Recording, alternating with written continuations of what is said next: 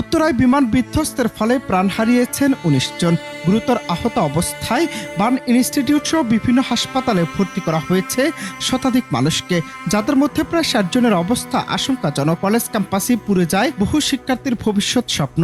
শেষমেশ মৃত্যুর সাথে পাঞ্জা লড়ে নাপড়ার দেশে চলে গেলেন পাইলটও।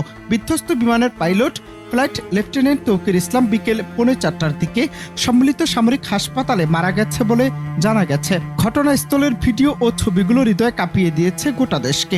এমন মর্মান্তিক দৃশ্যে হৃদয় ভেঙেছে বিশ্ববাসীর।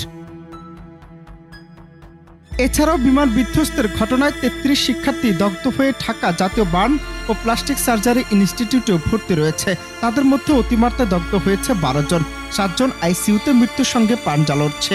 বার্ন ইনস্টিটিউটের তথ্য মতে দগ্ধদের সবার বয়স ৯ থেকে ১৯ বছরের মধ্যে। তাদের মধ্যে আশরাফুল ইসলামের ১৫ ভাগ, রোহান ৫০ ভাগ, শ্রেয়া ৫ ভাগ, কাব্য ২০ ভাগ, চানমিয়া ৪০ ভাগ, ইউষা ৬ ভাগ, মেহরিন ৪ ভাগ, রুপি বড়ুয়া ৬ ভাগ, তাসমিয়া ৫ ভাগ, ইমন জানা যায়নি, জয়না ৮ ভাগ, সাহেবা ৮ ভাগ, পায়েল ১০ ভাগ, কাফি ১০ ভাগ, মনসুরা ৫ ভাগ, আলবিনা ৫ ভাগ, নিলয় ১৫ ভাগ, মাসুম ৬০ ভাগ, আইন ৬০ ভাগ, মাহাতাব ৪০ ভাগ, আরিয়ান ৫৫ ভাগ, মকিন ৬২ ভাগ, আবির ৯০ ভাগ, আনিজন ১০০ ভাগ, নাজিয়া ৮০ ভাগ। মেহরিন চৌধুরীর শরীরে শতভাগ দগ্ধ হয়েছে।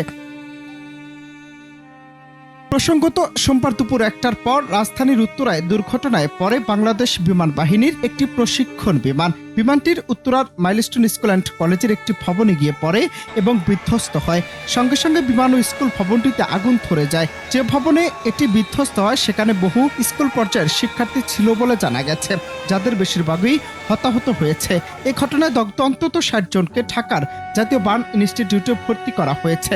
এছাড়া উত্তর এলাকার বিভিন্ন হাসপাতালে আরও বহু দগ্ধ আহত শিক্ষার্থী ভর্তি আছে বলে জানা গেছে। অনন্ত হাসান মাসুদ, বাংলা টিভি, ঢাকা।